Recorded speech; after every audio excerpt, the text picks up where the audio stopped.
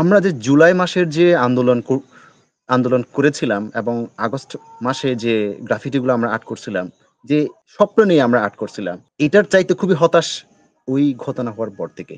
আমার মনে হয় আমাদের আদিবাসী, আমি বারবার আদিবাসী বলছি কারণ অবশ্যই আদিবাসী বলবেন। আমাদেরকে আদিবাসী বলার দরকার নেই। হ্যাঁ, আমাদেরকে আদিবাসী বলার দরকার নাই তো। শুধু আমাদের দাবিগুলো একটু মেনে নেন।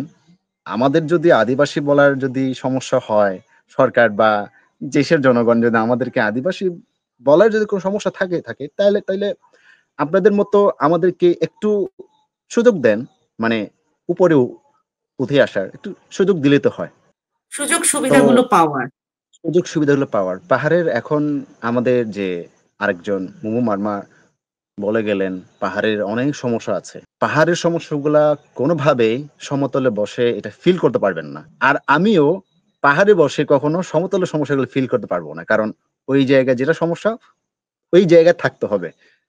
এখন পাহাড়ের মেইন প্রবলেম গুলো হচ্ছে আপনার ভূমি নিয়ে। হ্যাঁ, ভূমি সংক্রান্ত অনেক সমস্যা আছে। এটা হয়তো রাজনৈতিকভাবে আলাপ আলোচনার মধ্যে এটা সমাধান করা সম্ভব। আমরা আমি যতই চিল্লাচিল্লি করি না কেন, কোনোভাবে এটা সম্ভব হবে না।